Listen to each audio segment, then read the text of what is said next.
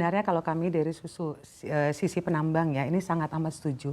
Sudah waktunya Indonesia punya power. Kenapa? Selalu kita ulang-ulang sampaikan, Indonesia bukan hanya the biggest resources, saat ini sudah the biggest producer, kita juga the biggest supply chain. Artinya waktunya kita untuk mengontrol dunia. Apalagi kita berbicara renewable energy, kayak kemarin ya G20, B20 kok kayak bicara nikel, semua renewable energy semua. Nah, kita sudah momentum saat ini adalah bagaimana kita membuat satu sistem bekerja sama dengan seluruh negara penghasil nikel, bukan hanya Indonesia. Indonesia nomor satu, tapi kita punya beberapa negara lain juga ya, produsen dan resources nikel. Nah, dalam hal ini momentum Indonesia menjadi leader ya untuk menentukan. Kita juga berharap bahwa ke depannya selain kita resources tadi ya, produsen dan supply chain, kita juga bisa membuat bagaimana Indonesia punya Indonesia Nickel Price Index. Jangan kita tergantung dengan negara lain. Apalagi kemarin sudah di statement akan ada yang namanya ONEC. ONEC itu kayak OPEC kali ya bahasa saya. ONEC itu bagaimana Indonesia itu bisa menjadi leadernya untuk ke arah Organization Nickel Exporter Country.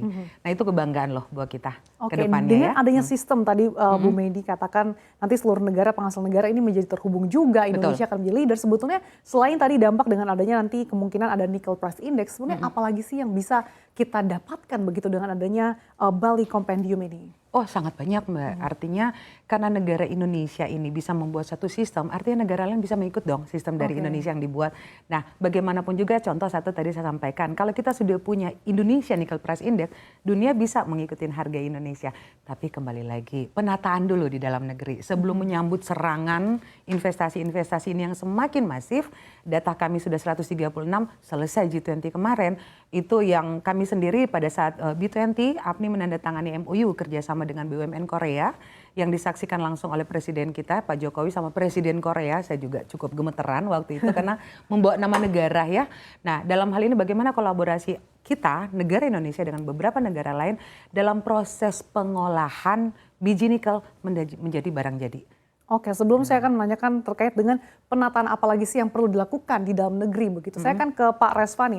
Pak Resvani, untuk mempercepat transisi energi menuju energi terbarukan ini kan juga ada janji manis dari negara-negara G7 terkait gelontoran dana hingga 20 miliar dolar. Nah, sebetulnya terkait dengan hal ini seperti apa sih tanggapan Anda dan seberapa besar, sejauh mana sih kesiapan dari para pelaku usaha?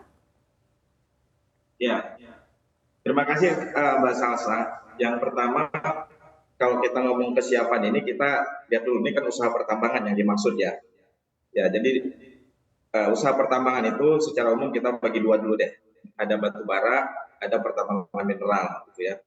Nah, pertambangan batu bara ini menyumbang kontribusi terhadap ekonomi, khususnya penerimaan negara itu, dalam 100% di subsektor pertambangan, itu 80%-nya disumbang dari batu bara, khususnya penerimaan negara. 20% itu dari sektor mineral. Ini data tahun-tahun terakhir gitu ya, pada saat harga memang sedang cukup tinggi.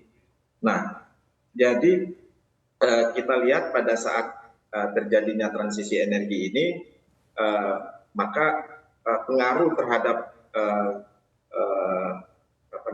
kontribusi dari sektor batu bara, jika memang ini dipercepat itu akan sangat signifikan berkurang ya, itu satu ya.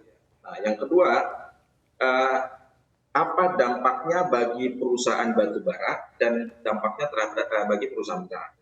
Nah, bagi perusahaan batu bara itu ilustrasi terhadap total produksi nasional batu bara kita itu sekitar 600 juta ton per tahun itu, 80%-nya itu saat ini profilnya itu ekspor. Nah, 80%-nya ekspor, 20%-nya itu domestik. Nah, kita bayangkan jika transisi yang terjadi shifting dari energi fosil khususnya batu bara ke renewable energy, jika pressure itu dilakukan untuk Indonesia saja, artinya jika itu untuk Indonesia saja ya, itu tidak terlalu signifikan. 20% produksi kita ya domestik ya, 80% ekspor. Nah, kita masih bisa ekspor 80% batu bara. Nah, tetapi jika proses transisi ini berjalan di seluruh dunia, maka peran dari batu bara itu di sektor pertambangan itu akan sangat berdampak besar gitu ya di industri batu bara. Nah, itu satu. Yang kedua, kalau di sisi mineral, justru ini suatu opportunity besar. Ya. Percepatan dari transisi energi, di mana Indonesia memiliki sources mineral untuk mendukung ataupun sebagai bahan baku teknologi renewable energy, maka akan menjadi suatu opportunity di sektor pertambangan mineral ini untuk bisa kita kembangkan lebih jauh dan kita tingkatkan juga produksinya untuk komoditas-komoditas tertentu. Namun tetap hati-hati, kita tingkatkan produksi, jangan sampai juga untuk memenuhi kebutuhan teknologi renewable energy, tapi penguasaan teknologi energi terbarukan pun kita belum memilikinya, sehingga barang akhirnya atau industri akhirnya itu kita cuma impor.